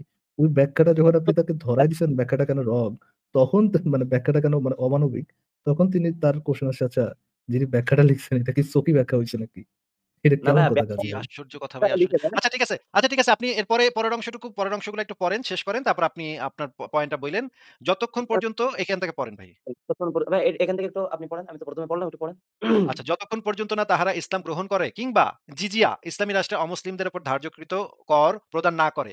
আর ইহা দ্বারা আল্লাহ তাআলার কলেমা সমুন্নত করা, দ্বীন ইসলামের মর্যাদা দান এবং কুফরের দাপট ধ্বংস করা উদ্দেশ্য। আর এই ধাপের কার্যক্রম হিজরি ৯ম সনে হযরত আবু বকর সিদ্দিকীর জবানিতে এই ধাপের ঘোষণা দেওয়া হইয়াছিল। আল্লাহ সুবহানাহু ওয়া তাআলা সূরা তওবায় ইহার বিস্তারিত বিবরণ দিয়েছেন। আল্লাহ তাআলা ইরশাদ করেন, এখানে সূরা তওবার একটা আয়াত দেয়া আছে। আয়াতে যে জিনিসটা বলা হচ্ছে যে ভাই আপনি আ তো মনে হয় কোরআন পড়তে পারেন, তাই না? আরবিটা ভাইয়া? আরবি আমি হালকা পাতলা পারি ভাই, এত ভালো পারি না। আচ্ছা, আপনাকে যে আচ্ছা। জিনিসটা দেখাচ্ছি যে বাংলা অনুবাদে এখানে যেটা বলা আছে, যখন হারাম মাছসমূহ অতীত হইয়া যায়, তখন ওই হুম, মুশরিকদেরকে যেখানেই পাও হত্যা করো এবং ধৃত করো এবং অবরোধ করো, তাদের প্রত্যেক ঘাটির অবস্থান সময়ে তাদের লক্ষ্য করিয়া বসিয়া থাকো। অতঃপর তাহারা কুফরি হইতে, এই যে দেখেন, তাহারা যদি কুফরি হইতে তওবা করিয়া লয় এবং নামাজ আদায় করিতে থাকে, মানে মুসলমান হয় এবং হুম, জাকাত হুম। দিতে থাকে, তবে তাহাদের পথ ছাড়িয়া দাও। মানে এখান থেকে নিষ্কৃতি পাওয়ার উপায় হইল ইসলাম কবুল করে নেয়া। নইলে হ্যাঁ, তোদেরকে মাইরা ফালামু। সত্য গ্রহণ এইবার করা, এইবার সত্যকে না গ্রহণ করলে এইবার হুম। সত্য নাকি মিথ্যা সেটা তো ভাই আপনার বিশ্বাস। এখানে যেটা বলা আছে সেটা আমরা পড়তেছি। বিশ্বাস। সূরা এটা তওবার আমার অপর আয়াতে আল্লাহ তাআলা ইরশাদ করেন, তোমরা যুদ্ধ করো ওই সকল লোকের বিরুদ্ধে যারা আল্লাহ ও কিয়ামত দিবসের উপর ঈমান রাখে না, আল্লাহ ও তাঁর রাসূল যাহা হারাম করিয়া দিয়েছেন তাহা হারাম করে না এবং গ্রহণ করে না সত্য ধর্ম। জি। আহা! এটা নিচে নামতেছে না কেন? দাঁড়ান ১ কোনো সেকেন্ড। অসুবিধা একটু আটকায় গেছে, এটা নিচে নামতেছে হ্যাঁ, না। তারপর যদি না নামে আসলে ভাই আমি ১ম এ যে বিষয়টা কথা বলতে চাইছিলাম আপনারা টাইনে অন্য জায়গায় নিয়ে আসছেন। এই আচ্ছা, বিষয় আবারও আমরা সেই যেটাতে চলে যাই। পিডিএফ টা ভাই কাজ করতেছে না। পিডিএফ টা একটু হ্যাং হয়ে গেছে, হ্যাঁ? আমি আপনাকে যেটা দেখাচ্ছি আবার, এইটা জি, হচ্ছে ফারাজ ভাই, আমার কথা কি শোনা যাচ্ছে? ক্লিয়ার আছে ভাই। আচ্ছা। যাচ্ছে। আমি আপনাকে ওই স্ক্রিনশটটা থেকে আবার একটু দেখাচ্ছি। এই পিডিএফটা আবার আমি লোড দিছি। আসলে দেখাবনে। তাইলে এখানে তো বলা আছে ভাই যে তোমরা যুদ্ধ করো এই সকল লোকদের সাথে যারা বশ্যতা যারা ইসলাম গ্রহণ করে না, অথবা আহলে হুম, কিতাবদের জন্য জিজিয়া দিতে হবে, আর আহলে কিতাব না হলে মুশরিক হলে মাইরা ফেলতে হবে। এইটা এখানে বলা আছে। আপনি কি তাইলে আচ্ছা ঠিক আছে। আপনি যেহেতু বলতেছেন যে ফারাজ ভাই, এটা তো হইতেই পারে যে আ সহিহ মুসলিম গ্রন্থের যে লেখক সে হচ্ছে ভুল মানে না বুইঝা আমাদের গাজী ভাইয়ের মতো ইসলাম জানে না তো উনি। এইজন্য উনি হয়তো ভুলে ওইটা লিখা ফেলাইছে বইতে। এটা হইতেই পারে যে আপনার আপনার আমাদের গাজী ভাইয়ের কাছে তো আর ইসলাম শিখতে যায় নাই উনি। তাইলে আমরা ভারত উপমহাদেশের একজন বিখ্যাত একটা গ্রন্থ আছে ফতোয়ায়ে আলমগীরি। বইটার নাম শুনছেন ভাই? জি, জি, জি। বাদশাহ আলমগীর যেই গ্রন্থটা সংকলন করছে, অনেক বিখ্যাত। সারা পৃথিবীতে বিখ্যাত গ্রন্থ ফতোয়া আলমগীরি। ইসলামের আইন কানুন বিচার ব্যবস্থা সেখানে সবচাইতে ভালোভাবে বর্ণিত আমি আছে। বুঝছি। আমি আপনার হ্যাঁ? এই বিষয়টা বুঝছি। আপনি যেটা বুঝাইতে চাচ্ছেন এই বিষয় নিয়ে আমি ঘাটাঘাটি করব, কথা বলব আলেমদের সাথে। আমি এটা এখানে থাকুক। আমি বুঝতে পারছি। আমার কাছে নতুন একটা তথ্য দিলেন। এটা নিয়ে আমি আমার পড়াশোনা কাছে তো করব। ভাই আরো ৫,০০০ আমার কাছে তো ৫,০০০ আরো দলিল আছে এরকম ৫,০০০ ঠিক দলিল আছে। আছে। আমি তো সব দেখাইতে চাইছিলাম আপনারে। আচ্ছা ঠিক আছে, আপনি দেখতে চাচ্ছেন না। ঠিক আছে, আমি বাদ দিলাম। আপনি আমাদেরকে এবার বলেন যে এই একই কাজ যদি আপনার সাথে অমুসলিমরা করে, মুসলমানদের সাথে যদি মনে করেন আজকে ইসরাইল গাজাতে ঢুইকা বলল, "তোরা যদি ইহুদি ধর্ম গ্রহণ না করস তাইলে তোদেরকে কাইটালামু। তোদেরকে জবাই করমু। কারণ ইহুদি ধর্ম হইতেছে সত্য ধর্ম। আমরা মনে করি ইহুদি ধর্ম সত্য ধর্ম। তোরা ইহুদি ধর্ম গ্রহণ করবি। না করলে তোরে সতর্ক করে সবাইরে মাইরালামু। এবং এই কাজটা আমরা করতেছি যেন তোরা পরকালে বেশি আ শাস্তি প্রয়োগ তোদের উপর না হয়। তোদের উপর দয়া কইরা আমরা তোদেরকে মেরে ফেলাইতেছি।" এই কথাটা যদি ইসরায়েলের ইহুদিরা গাজায় ঢুইকা বলে, আপনি কি তখন সেই কথাটাকে সমর্থন করবেন? একটা নৈতিক কাজ মনে করবেন নাকি করবেন না? হ্যাঁ, যদি দেখি যে তারা যে পক্ষে কথা বলছে, তারা যেখানে কথা বলছে, যদি সেরকম একজন নবী থাকে তাদের, শ্রেষ্ঠ নবী যেরকম ছিল, সেই নবী যদি থাকে তাদের পক্ষে, তাইলে তার উপরে কোরআন নাজিল হইছে। হ্যাঁ? প্রতিটা গ্রন্থে যার কথা বলছে। আরে ভাই, ইহুদিগোর উপরে কোরআন নাজিল হইব কেমনে ভাই? ইহুদিগো তো উপরে নাজিল হইছে তাওরাত। তাওরাত ওদের কাছে যে কেতাব আছে সেটা হইতেছে তাওরাত। তা আপনি তো উদাহরণ দিচ্ছেন, আমিও উদাহরণ দিচ্ছি। আমি তো আমি মনে করেন আপনাকে যেটা বলতেছি যে এই একই কাজ যদি ইহুদিরা আপনাদের সাথে করে, হুম, আমাদের কাছে যদি আমার কাছে যদি জিজ্ঞেস করেন আমি বলব ২ টা কাজই অন্যায়। কারো ধর্মের কারণে কারোর উপর আক্রমণ করা ঠিক না। যার বিশ্বাস করার অধিকার আছে, অবিশ্বাস করার অধিকারও আছে। আমাগো গাজী হুম, ভাই ইসলামে বিশ্বাস করতে চায়, তাইলে তারে বিশ্বাস করতে দেন। কেউ যদি খ্রিস্টান ধর্মে করতে চায়, খ্রিস্টান ধর্মে করতে দেন। কেউ যদি হিন্দু ধর্মে করতে চায়, তাইলে এটা তার ব্যক্তিগত বিষয়। এখানে কোন ধরনের জোরাজুরি, বাড়াবাড়ি, মারামারি, কাটাকাটি এগুলা চলবে না। প্রত্যেক মানুষের অধিকার আছে তার বিশ্বাস ফলো করার। মাহমুদ ভাইয়েরও অধিকার আছে ইসলাম ফলো করার, একজন হিন্দুরও অধিকার আছে কালী পূজা করার, একজন ইহুদিরও অধিকার আছে তাগো ধর্ম পালন করার, সবার অধিকার আছে। এটা যদি আমাকে জিজ্ঞেস করেন আমি এটা বলব। কিন্তু জি আপনার ভাই। নবী বলতেছে কিন্তু হ্যাঁ, আপনার নবী বলতেছে যে কেউ যদি ইসলাম কবুল না করে মুশরিকদের কল্লা কাটতে বলতেছে আপনার নবী। এখন এটা কি আপনার কাছে নৈতিক কাজ মনে হচ্ছে? আমার কাছে অবশ্যই যদি তারা না মানে বা না কবুল করে তাদেরকে, আমার কাছে নৈতিক যেটা মনে হয় যে তাদেরকে দাওয়াত দিতে হবে, তাদেরকে বোঝাতে হবে শালীন ভাষায়। অবশ্যই শালীন ভাষায়। তারপরে মানল না। তা তারপর ধরেন মানল না। তারপর? এরপরে যদি না মানে? তারপরে মানল না, আবারও বোঝাবো। এবার তারা যদি মানল না, ক তারপরে যদি বিরোধিতা করে, তারা যদি বিরোধিতা করে, মনে না করেন কইলে আমি মুসলিম। মানব না। বিরোধিতা কিছুই হ্যাঁ, করেনি। মনে করে কইলেন, আমি ভাই আমি মানি না। আমি আপনার ধর্ম মানি না। আমাগো ধর্ম নিয়ে আমরা বা ভালো বা আছি। আমরা যতই বোঝানোর চেষ্টা করো আপনার বুঝগুলা হচ্ছে গিয়া আমার য যদি রিজনেবল আপনারা মনে হচ্ছে না, সঠিক মনে হচ্ছে না। আমি যদি না আপনার ধর্ম গ্রহণ হ্যাঁ, করব না। তখন যদি না মানেন আলহামদুলিল্লাহ দরকার নাই। কিন্তু আমরা আমাদের বোঝানো, তারপরে যে ক্রাইটেরিয়া তারপরে গুলো আছে আপনারা কি আপনার। করবেন? আপনার না, না নবী কি মানে বলে গেছে? মানে আপনি বলতেছেন যদি হাজারো বোঝানোর পর তারা যদি না মানে আপনি তার পথ ছেড়ে দিবেন। সেটা বলতেছেন। না যদি না মানে, যদি তারা শান্তি শৃঙ্খলা বজায় রেখে থাকে, থাকবে আলহামদুলিল্লাহ। কিন্তু যদি তারা বিরোধিতা বা যদি থাকে আচ্ছা, ভালোভাবে, আপনি মানে কিছু মানে না মানলে সমস্যা নাই। ঠিক তো? যদি আপনাদের সাথে কোনো যুদ্ধ না করে, না মানলে তারা সুখে সাথে থাকতে হবে, কোনো সমস্যা নেই। এটাই তো বলতে চাচ্ছেন। কিন্তু ভাই আপনার হুম। নবী তো ভাই এই কথা বলে নাই। একটু আগে কি হ্যাঁ, হাদিস পড়লেন ভাই আপনি? হ্যাঁ, না আপনার ভাই আপনি এতগুলা দলিল দেখাইলাম, এতগুলা দলিল দেখানোর পরে আপনি বলতেছেন যে, "না, জি। এগুলো কিছু বলার নাই।" ভাই তাইলে এতগুলা দলিল আমরা কি কারণে না ভাই দেখাইলাম দলিল আমরা কি হুদাই ফাইজলামি করতে দেখাইছি নাকি আপনারে? এই হাদিসে কি লেখা আছে ভাই? ভাই বললাম না ভাই এই হাদিস আপনি নিয়ে আমি সারারাত রামায়ণ পড়ে আপনি যদি সকালবেলা ওইটা বলেন সীতা কার বাপ, কেমনে হবে ভাই? আপনি কি বললেন এতক্ষণ ধরে? এতটি না, আমি বললাম আরো ৫,০০০ আমার কাছে দলিল আছে আমি দেখাবো। হে কইল যে, "আচ্ছা ভাই আর দেখাইতে হবে না।" এখন এই না ভাই, ৫,০০০ দলিল দেখানোর পরে সে কইতেছে যে, "না ভাই, ওগরে রাস্তা ছেড়ে দিব। ওগরে কিছু কব না।" কি না বলে ভাই ভাই, আপনার কি বলে? আপনি যে কথাটা বলছেন ভাই আমি বুঝছি, আমি টুকেও রাখছি। এই বিষয় নিয়ে আমি দেখব। অবশ্যই আর দেখবেন আমার কাছে দেখেন, আমারে জিজ্ঞেস করেন আমি আপনারে সব বই এই মুহূর্তে বের করে দেখাইতেছি। অসুবিধা নাই তো। আমি তো বলছি। সেটাই তো কি বলতে দেখবেন চাচ্ছি। আপনি? কি দেখবেন? আলেমের কাছে গিয়ে জিগাইবেন? আলেমে তো আপনার এই বই থেকেই বের করে দেখাইবো। আপনি যেই দুনিয়ার যেই আলেমের কাছে যান, ইমাম হুম, নববীর বই বাইর করে আপনারে মুসলিম গ্রন্থের ব্যাখ্যা ইমাম নববীর বই থেকে বের করে দেখাইবো। আপনি যদি বুখারী শরীফের ব্যাখ্যা জানতে চান, ইবনু হাজার আসকালানির বই থেকে আপনারে বের করে দেখাইবো। ফাতহুল এটাই বারী বই থেকে বের করে দেখাইবো আপনারে। তাইলে এই বই তো আমার কাছে অলরেডি আছে। তাইলে আপনি আর কোন আলেমের কাছে যাইবেন? আমার ভাই, কাছে কন আমি বের করে দেখাইতেছি আপনারে। এই ছাড়া কি আর কোন বই নাই ভাই? এর থেকে আর কোন মানে আপনার বই নাই ইতিহাসের বা মানে আপনার। আপনি কি বলতেছেন যে একেক বইতে একেক ধরনের কন্ট্রাডিকশন আছে এরকম কিছু? না মানে ভাই এক মনে বইতে করেন লেখা যে তাদেরকে হত্যা করো, আরেক বইতে বুঝছি। লেখা তাদেরকে হত্যা করো, আরেক বইতে লেখা তাদেরকে ছেড়ে দাও, এরকম লেখা। ৩ টা ৪ টা বই যখন এক পরস্পর জায়গায় বিরোধী। করা হবে, যখন দেখা হবে ৩ টা ৪ টা তাইলে ব্যাখ্যা, তাইলে তখন ভাই একটা তাইলে ফারাজ ভাই আমি মাহমুদ ভাইরে জিজ্ঞেস করতেছি, আপনি এমন একটা বইয়ের নাম বলেন যেই বইতে লেখা আছে, যে দলিলটা আপনি দেন এইবার তাইলে। যে দলিলে লেখা আছে, মুশরিকরা যদি তোমার ধর্ম কবুল করতে না চায়, তাহলে তাদের রাস্তা ছেড়ে দাও। তাদের সাথে শান্তিপূর্ণভাবে একটু জীবনযাপন আগে করো। আপনি যে দাবিটা করলেন আরকি, হ্যাঁ, একটু সেইটার আগে একটা আপনি যে রেফারেন্স দাবিটা দেন। করলেন, আপনি তো সেটার ইমাম দলিল সাহেব দেন। একটা রেফারেন্স দেন সেটা। ভাই ওই যে আপনি বললেন ভাই, ওই যে হাদিসটা বললেন, এই হাদিস তো কোরআনের ব্যাখ্যা নাকি? অফ হাদিসগুলা কোর্স তো কোরআনের ব্যাখ্যা নাকি? হ্যাঁ, তাইলে এই দেখতে হবে যে এই হাদিসটা কোন আয়াতের, কোরআনের কোন আয়াতের ব্যাখ্যা? আপনি একটু আপনাকে আমি বাইর যেটা করেন। জিজ্ঞেস এখন করেছি, আপনি এইমাত্র যে দাবিটা করেছিলেন যে কোন একজন মুশরিক যদি হুম, আপনার ধর্মটা নিতে না চায়, আপনি ৩-৪ বার তারে বলবেন, বুঝাইবেন। তারপর যদি না চায় তাহলে তো তার রাস্তা তারে ছেড়ে দিবেন।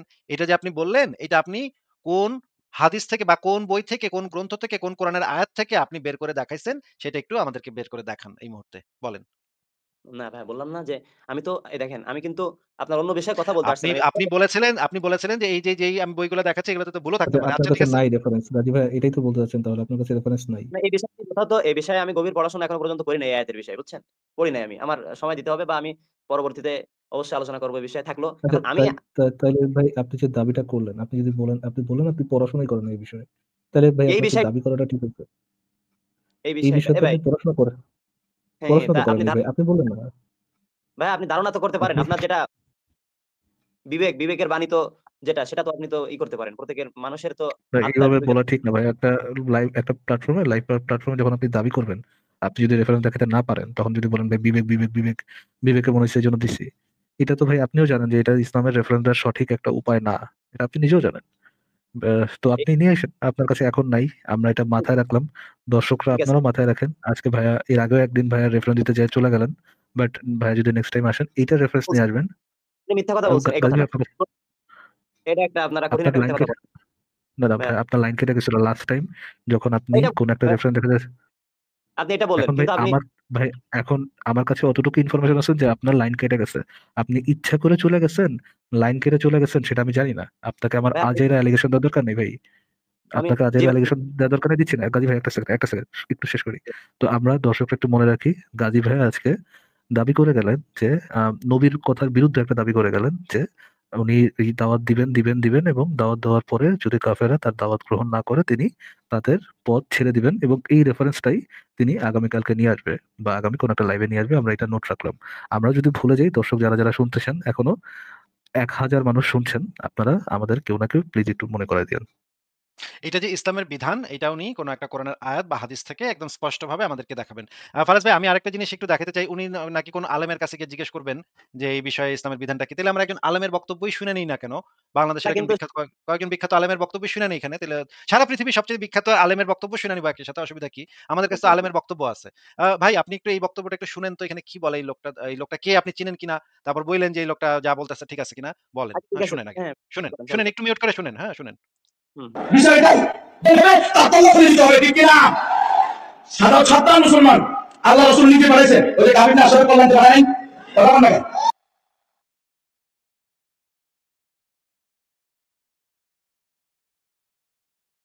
আসিফ ভাই স্টাক হয়ে গেছে। সরি। আমি মিউট করে কথা বলতেছিলাম। গাজী ভাই, আপনি কি ইংরেজি বুঝেন? বুঝতে কষ্ট হয় নাকি বুঝতে পারেন মোটামুটি? এটা ভালো বুঝি না ভাই, অল্প বুঝি। আচ্ছা। খুব একটা যে তাহলে ভালো এই বুঝি না। আচ্ছা, এই ভদ্রলোক হচ্ছে সারা পৃথিবীতে একজন বিখ্যাত আলেম। উনার বক্তব্যটা আমি ভাই শুনাইতে চাইছিলাম। একটা সেকেন্ড, আপনি আপনি অল্প বুঝলে আপনি এই যে বইটা পড়লেন কেন? এই যে মাইকেল এইচ হার্টের কি 'দি জানি, হান্ড্রেডস'। মাইকেল এইচ হার্টের বইটা পড়লেন কেন? ওইটা তো আপনি তো বলতে দিলেন না। আমি অনুবাদই পড়ছিলাম ভাই। আমার কাছে অনুবাদটাই ছিল। আমি তো ইংলিশ পড়ছি ভাই এটা বলি নাই। এইসব এইগুলা বইয়ের বাংলা অনুবাদ আমি আপনাকে গ্যারান্টি দিয়ে বলতেছি, ভরসা রাখেন ভাই, এগুলো ফালতু অনুবাদ করে। একটু কষ্ট করে আচ্ছা, ইংরেজি অনুবাদটা পড়েন, আপনি আরো বেটার বুঝতে পারবেন আরকি। আচ্ছা ঠিক আছে ভাই, যাই হোক, ধন্যবাদ। আসিফ ভাই আপনি ছাড়েন এটা। আচ্ছা। সরি, আমি একটু জিজ্ঞেস করছিলাম ইংরেজি এটা আপনি বুঝেন কিনা? আপনি চাইলে আমরা আপনাকে অনুবাদ করে দিতে পারবো, অসুবিধা নাই। কিন্তু আপনি যেহেতু আজকে শুনতে চাচ্ছেন না, এটা আমরা বাদ দিলাম। এটা শুনেন তাহলে। রসুল আমি আকবর সাল্লাল্লাহু আলাইহি সাল্লামের 11টা তরবারি ছিল। কি? 11টা তরবারি, প্রত্যেকটার আলাদা আলাদা নাম ছিল। একটা নাম ছিল জুলফিকার, তরবারির নাম কি? জুলফিকার। 11টা তরবারি। আজকে আমরা ইহুদি খ্রিস্টানরা শিখায় ইসলামে কোনো মারামারি নাই, ইসলামে কোনো কারাকারি নাই, ইসলাম শুধু শান্তি, শুধু শান্তি, শুধু শান্তি। কয় ইসলামে মারামারি নাই, কারাকারি নাই। তো মুহাম্মদুর রাসূলুল্লাহর 11টা তরবারি কি লাই? সুমা দিবেন। 11টা তরবারি আল্লাহ রাসূলের, 11টা হাদিস পড়ে। আপনি প্রত্যেকটা তরবারির আলাদা আলাদা নাম আছে, আলাদা আলাদা বৈশিষ্ট্য। আল্লাহ রাসূলের বল্লমের পোশাক ছিল 7টা, যুদ্ধ পোশাক। আল্লাহ রাসূলের তীর ধনুক ছিল 2টা। এভাবে আপনি হিসাব করে দেখেন, এগুলো সব আল্লাহ রাসূলের লোহার টুপি ছিল।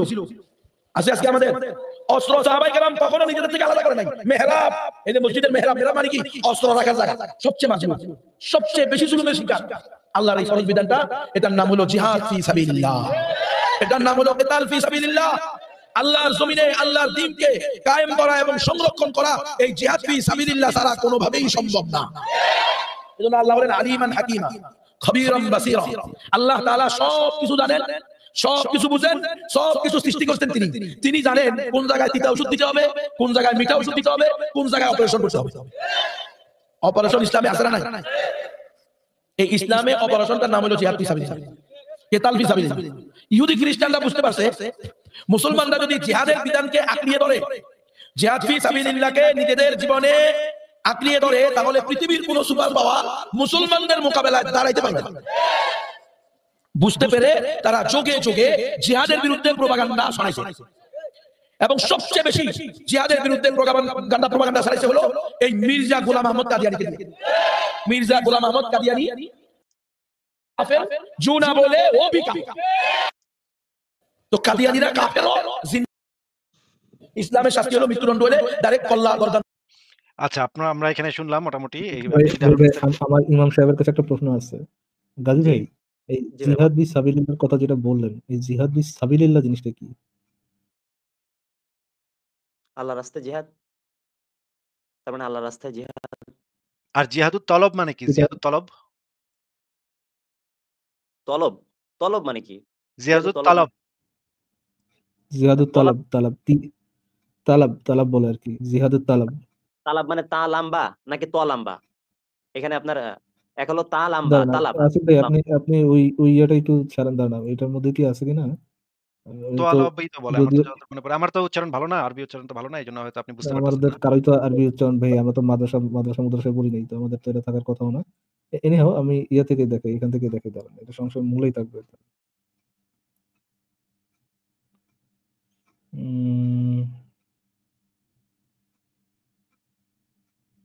আচ্ছা ভাই, আমি যে বিষয়টা নিয়ে কথা বলতে চাইলাম, সেই বিষয়টা আপনারা কথা বলতে চাচ্ছেন না, কারণ কি? এটার কি কোনো আপনাদের দুর্বলতা আছে নাকি? এই যে আমি আল্লাহ হ্যাঁ রাসূলের ভাই, জীবনে আমাদের অনেক দুর্বলতা ভাই, অনেক দুর্বলতা। এইজন্য আমরা লুকায় যাচ্ছি, কথা বলতে চাচ্ছি না। আমরা বলছি যে না, আজকে আপনি যে প্রশ্নটা আমাদের করবেন সেটা নিয়ে আমরা বলছি যে ভাই আজকে আমরা জানি না, কালকে এসে আপনার সাথে কথা বলবো, কালকে আমি জেনে আসবো, এটা আমরা বলতেছি। আমরা তো লুকানোর চেষ্টা করতেছি, এইজন্য ভাই।